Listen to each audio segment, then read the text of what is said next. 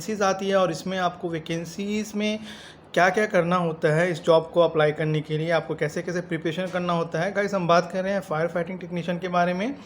तो इस वीडियो में आप पूरा बने रहिएगा। फायर फाइटिंग टेक्नीशियन में जो जॉब की रिस्पॉन्सिबिलिटी होती है वो आपके साथ शेयर करूँगा, और इसमें आपको जो मिनिमम क्वालिफिकेशन वगैरह है इसमें किस तरीके से काम होता है और कौन सा ऐसा मेन इंपॉर्टेंट इन्फॉर्मेशन है जिसके बारे में आपको नॉलेज होना बहुत ज़रूरी है ताकि आप आगे चल के इंटरव्यू क्रैक कर सकते हैं। गाइस मैं हूँ आपका होस्ट मोहम्मद रहमतुल्ला और आप देख रहे हैं जामी क्लासेस। तो सबसे पहले हम बात करते हैं फायर फाइटिंग सिस्टम के बारे में। एक्चुअली होता है क्या है, देखिए फायर फाइटिंग सिस्टम ऐसा एक मैनेजमेंट है। फायर फाइटिंग एक समझिए एक तरह का एक डिपार्टमेंट होता है जो आपके बिल्डिंग को सिक्योर रखता है, आग से जो है ये आपके बिल्डिंग को सिक्योर रखता है। ठीक है, ये किस तरीके से सिक्योर रखता है वो मैं आपको एक्सप्लेन कर दे रहा हूँ। ये सिक्योर जो रखता है, कहीं पर ये अगर मान लिया फायर इसके इलेक्ट्रिसिटी की वजह से फायर हो जाए या नॉर्मल फायर हो जाए, ठीक है, या कहीं पर ही सिर्फ धुआं उठने लगे, तो इन जो ये जो इस तरह की जो प्रॉब्लम्स हैं इसका जो सॉल्यूशन है फायर फाइटिंग सिस्टम का एक डिफरेंट डिवाइस होता है, वो इन तरह के प्रॉब्लम का सॉल्यूशन जो है को सॉल्व कर लेता है। यही होता है एक्चुअली फायर फाइटिंग सिस्टम का काम होता है। ठीक है, अब हम आपको बात करेंगे पॉइंट टू पॉइंट कि फायर फाइटिंग टेक्नीशियन अगर आप हैं तो इसकी जो बेसिक जो जॉब होती है, क्या क्या जॉब होती है, इसके बारे में हम अभी डिटेल में आपको बता देंगे।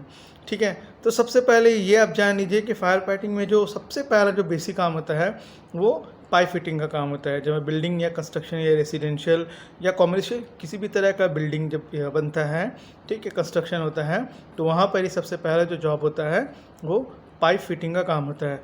और पाइप फिटिंग का जो काम होता है इसकी जो इंडिकेशन होती है इस पाइप की, वो रेड कलर से इंडिकेट की जाती है।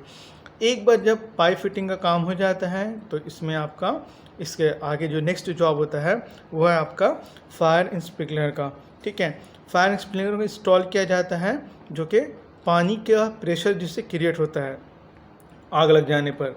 उसके बाद जब एक बार फॉल सीलिंग वगैरह या फिनिशिंग हो जाता है, ठीक है, तो वहाँ पर ही फिर आपका स्मोक डिटेक्टर जगह जगह लगाया जाता है जो धुआं को डिटेक्ट करता है।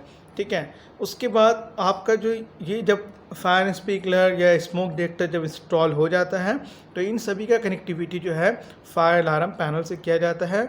और ये फायर अलार्म पैनल जो है जगह जगह जहाँ जहाँ कहीं पर भी स्प्रिंकलर होगा या स्मोक डिटेक्टर होगा, ठीक है, या फायर अलार्म का जो अलार्म होगा, इन तीनों चीज़ का कनेक्टिविटी फायर अलार्म पैनल से होता है।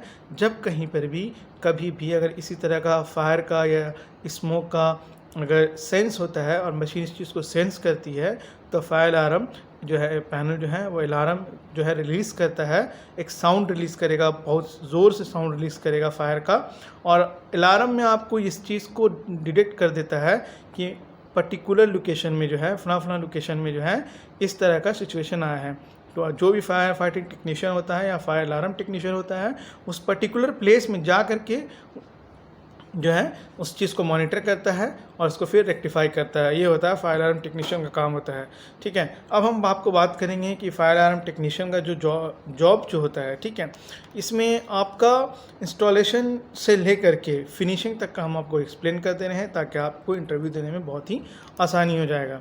ठीक है, तो यहाँ पर ही हम सबसे पहले जानते हैं कि फायर अलार्म टेक्नीशियन जो होता है वो एक्चुअली बेसिक उसका जो परफॉर्मेंस होता है, जॉब डिस्क्रिप्शन जो होता है वो क्या होता है। Fire safety technicians spend most of their time installing the fire safety equipment such as sprinkler and alarms and designing a customized escapes plan for the business and building. They also perform the inspection regularly and they report any violation businesses have in accordance to safety law and regulations. तो fire technicians क्या करता है guys, जो भी जिस भी department में काम कर रहा है, चाहे वो किसी भी तरह का कॉमर्शियल बिल्डिंग हो या रेसिडेंशियल बिल्डिंग हो, वहाँ का जो भी सेफ्टी एक्सेस होता है उसको वो मॉनिटर करता है डे वाइज पे। ठीक है, अब सेफ्टी एक्सेस क्या क्या होता है बता दे रहा हूँ। सेफ्टी एक्सेस में आप या सेफ्टी इक्विपमेंट ले लें या सेफ्टी एक्सेस ले लें। सेफ्टी इक्विपमेंट्स में आ जाता है sprinkler, smoke detector, fire alarm, fire panel. Safety access में जब आप गैलरी वगैरह में देखे होंगे या मॉल में भी देखे होंगे, वो ग्रीन कलर का जो है वो एरो मार्क रहता है, इंडिकेट करता है कि फायर एग्जिट के लिए किधर जाना है। फिर उसके बाद फायर एग्जिट इमरजेंसी डोर होता है, वो ओपन हो रहा है कि नहीं हो रहा है, एलिवेटर वगैरह फ्री है कि नहीं। ठीक है, उसके बाद जो स्टेयर केस होता है वो फ्री है कि नहीं, क्योंकि कभी कभार अगर कोई सामान रख के छोड़ देता है वो बिल्कुल भी अलाउ नहीं होता है। स्टेयरकेस इंगेज नहीं होना चाहिए, हमेशा एकदम इमरजेंसी स्टेयरकेस जो बैक साइड होता है वो हमेशा फ्री होना चाहिए। तो टेक्नीशियन का ये काम होता है, उसके पास एक समरी रिपोर्ट रहता है, उसको डेली बेसिस पे रूटीन वाइज जो है उसको चेकआउट करना होता है कि एवरीथिंग इज़ ओके और नॉट। उसके बाद उसको फायर पम्प रूम में भी जाना पड़ता है, चेक करना होता है फायर पम्प जो पंप है वो पंप जो है वो एक्टिव है कि नहीं, कौन सा पंप एक्टिव है, कितने देर से चल रहा है, उसका कंडीशन क्या है, ऑयल वगैरह कैसा है, वो सब कुछ उसको चेक करना होता है, रिपोर्ट में मेंशन करना होता है डेली बेसिस पे। पंप के बारे में हम डिटेल में बात करेंगे एंड में, तो वीडियो को स्किप नहीं करिएगा, पूरा देखिएगा। आप देख रहे हैं जामी क्लासेस।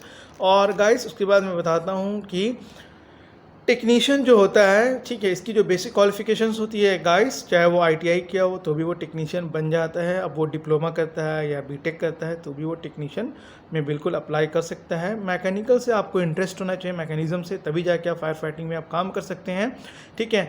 और फायर फाइटिंग में जो है एवरी मंथली वाइज इंस्पेक्शन करना पड़ता है वॉल को, और जहाँ जहाँ चेंबर होता है फायर चेंबर वहाँ पर इसको इंस्पेक्शन करना होता है कि वॉल वगैरह ओके है कि नहीं। अगर टाइट है तो ग्रीसिंग करना होता है, उसको फ्री करना होता है, वाटर प्रेशर चेक करना होता है, ठीक है। ये सारा जो बेसिक इन्फॉर्मेशन है एज अ फायर टेक्नीशियन आप जो है अप्लाई कर सकते हैं अगर आप इन्फॉर्मेशन ले लेते हैं और इसमें डीपली आप सर्च कर लेंगे तो और भी अच्छा इन्फॉर्मेशन। इसकी जो डिमांड्स हैं मार्केट में बहुत ही ज़्यादा डिमांड्स है, ठीक है। इसकी डिमांड घटती नहीं बल्कि बढ़ती जाती है।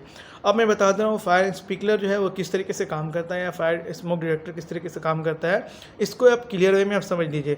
सबसे पहले आपको बता दें कि एक बिल्डिंग है, एक रूम है, एक रूम के अंदर एक स्मोक डिटेक्टर लगा हुआ है, एक स्प्रिंकलर लगा हुआ है, ठीक है, और एक अलार्म बाहर में लगा हुआ है, ठीक है। तो मान लिया अब रूम के अंदर कोई अगर ज़रा सा धुआं निकलता है तो स्मोक डिटेक्टर का अपना एक लिमिटेशन है स्मोक को डिटेक्ट करने का। ऐसा नहीं कि अगरबत्ती भी जल रहा तो वो डिटेक्ट करना शुरू कर देगा, नहीं करता है। उसका एक लिमिटेशन है कि इतना पैरामीटर में आने के बाद वो स्मोक डिटेक्टर जो है वो अलार्म जो है वो डिटेक्ट करके पैनल को कमांड भेजता है।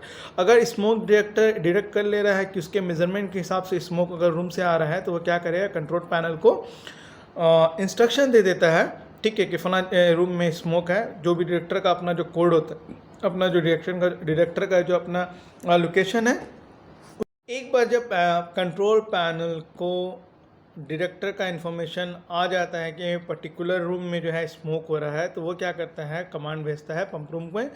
पंप रूम में गाइस जो पंप होता है वो दो तरह का पंप होता है, एक होता है जॉकी पंप होता है और एक होता है डीजल पंप होता है, ठीक है।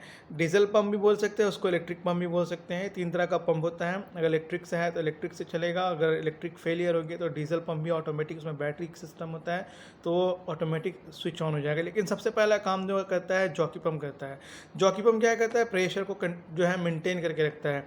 तो एक बार अगर मान लिया कि पाइपलाइन में अगर प्रेशर नहीं है तो जॉकी पंप चालू हो जाएगा, और अगर पाइपलाइन में प्रेशर है, ठीक है, तो दूसरा जो पंप है वो अपना काम करना शुरू कर देता है। वो डिपेंड करता है कितना प्रेशर चाहिए होता है। अगर अब ज़्यादा प्रेशर चाहिए होगा तो दोनों पंप चालू हो जाता है, वरना जॉकी पंप मेंटेन करके रखता है प्रेशर को, ठीक है। तो जैसे इनके कमांड जाता है पंप को कि फलां जगह हो रहा है, उस लिमिट्स या लेवल को अगर क्रॉस कर जाता है स्मोक तो पैनल कमांड भेजता है पंप को, तो जॉकी पंप चालू हो जाता है। और ठीक है, और जब उतना मात्रा में या उतनी मकदार में, उतना वॉल्यूम में जब स्मोक हो जाता है वाकई में अगर फायर हुआ है अंदर में, तो स्प्रिंकलर के अंदर जो है केमिकल होता है जो उतने हीट को डिटेक्ट करने के बाद वो जो है रिएक्ट करता है, और इसके अंदर एक प्लास्टिक सा मोम जैसा वैक्स रहता है, वो क्या होता है, पिघल जाता है। जैसे वो पिघलेगा वो स्प्रिंकलर क्या होता है, फट जाता है और वो उस रूम में जो है पानी छोड़ना शुरू कर देता है, ठीक। एक बार फायर अलार्म स्प्रिंकलर जो है एक बार वो जब बर्स्ट कर जाता है तो उसमें से पानी का प्रेशर आना शुरू हो जाता है। जैसे पानी का प्रेशर शुरू होता है जॉकी पंप एक्टिवेट हो जाता है और वो क्या करता है, प्रेशर को मेंटेन करने लगता है। अगर मान लिया इन केस एनी हाउ अगर जॉकी पंप प्रेशर को मेंटेन नहीं कर पाता है तो उसके साथ जो बड़े दो पंप लगे होते हैं, आइदर इलेक्ट्रिकल और जनरेटर,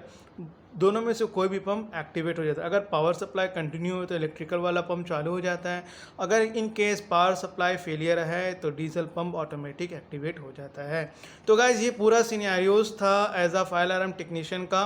आप भी अपने आप को तैयार करें इस चीज़ के लिए। अगर आप मैकेनिज्म में इंटरेस्ट रखते हैं तो आप इस फील्ड में आप भी आ सकते हैं। इसकी सैलरी भी अच्छी खासी लगती है और इसमें प्रोग्रेस भी जल्दी होता है।